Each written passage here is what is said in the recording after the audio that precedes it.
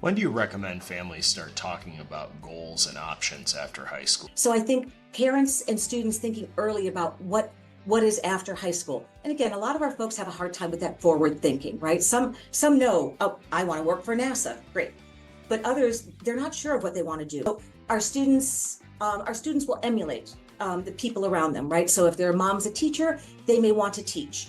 If their dad's an engineer, they may want to be an engineer, but they may not have the skills or the tools for that, and that's okay. So, starting early, even in end of middle school, beginning of high school, thinking about what post-secondary education can look like. If their state has a 529 plan, which I think most states do, this is where pre-tax money from the parents' income can be put into a savings fund. It can be used for any kind of education. It could be used for technology around education. So being able to start saving. I see so many parents who, they're students in their senior year, and it's like, I never thought they'd go to college. I don't have any extra funding. So they're relying on Pell Grants or they're relying on student loans. And we know that student loans, even at 4%, is a huge burden on so many of our students once post-graduation. So again, why start out with that, that deficit situation where they know they have to, if I'm not making $60,000 or more, I can't pay back my student loans, right?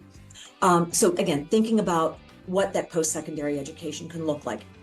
For students who are interested in college, how would you recommend they start their search? Most students probably have colleges or universities nearby them.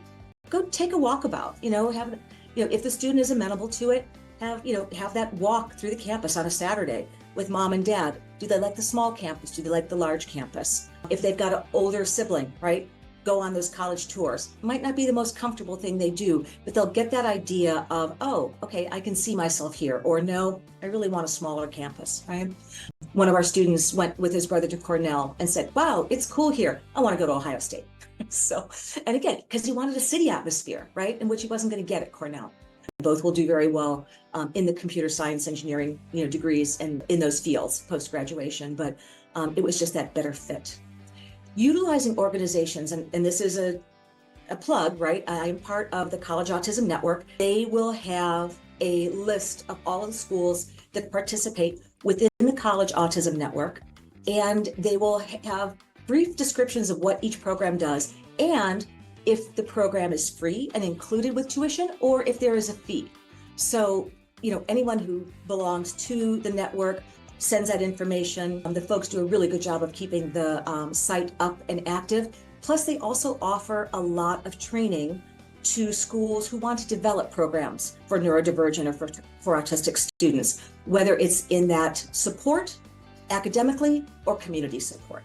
So I think, again, as early as possible, but depending on the family, especially for a lot of our first-gen families, this might be something that they're just not aware of, right? Because they didn't go to college, so they're not sure about, what their student will experience. So again, reliance on those school counselors, I think, is super important. Even if they can't tell you where support services might be for autistic or neurodivergent students, they can certainly talk about what it takes to enter the college, the college or the university, what it takes academically. Do you have any advice for students transitioning to college from high school? I think another piece that's really important for a lot of our students is that finding out what their special interests are and then finding those clubs that go along with it. Because when they start to develop some of those connections, again, within their special interests, it helps them have that easier transition to college. Because again, I think one of the things I talk to most parents and students about is everything is so well organized in middle school, junior high, high school, that students don't understand the level of supports that they have. Even if they're not neurodivergent, right? Or if they don't have a learning difference, there's a lot of supports that are built in to our education system. And then they come to college and everything is independent, where they don't have teachers writing something on the board for them. They don't have someone reminding them to put something into their calendar or their planner. So again, just how do they start looking at some of those independent skills a little earlier? And it could be just making sure that they're using some type of planning device other than relying on the teacher, writing something on the board. What can you tell parents about how things change when their students turn 18 and head off to college? Yes, Matt, that is a great point, because everything changes at 18, right? And we see that in the community, but even more so when you get into education. We have the FERPA which is the federal regulation about how academic information is maintained and the confidentiality level on it. Parents aren't going to be able to just hop on their son or daughter's Blackboard and be able to see what's going on and check the grades.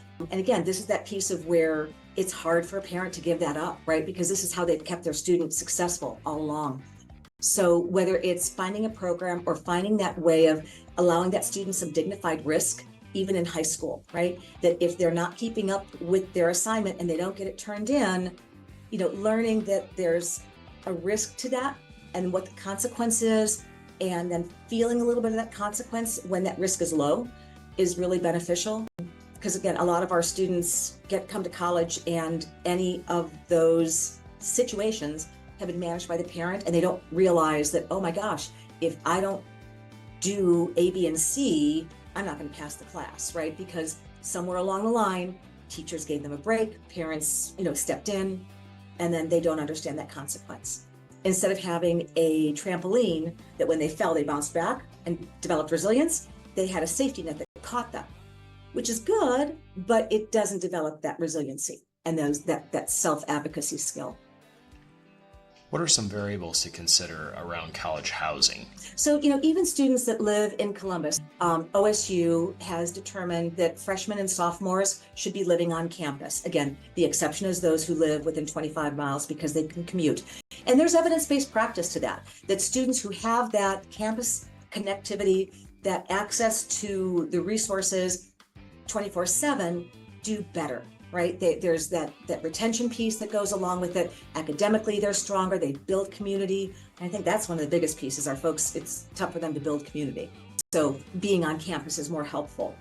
But I think, again, kind of helping the student determine, do they need a single room?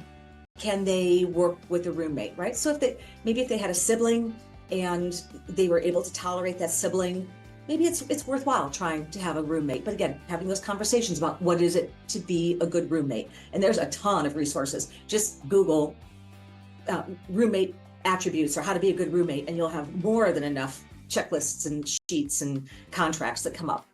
We had another student last year who started with us. After their first semester, they had all the tools they needed. They didn't really even need our planning and coaching. They figured it all out because they found their community. They were involved in a learning community around agriculture. We also have programs here at Ohio State that are scholars or honors program. Again, bringing people together with specific shared interests that are in more of that academic, but also social-based community. Those are our students that seem to flourish fastest, is when they can be in that cohort of like-minded peers.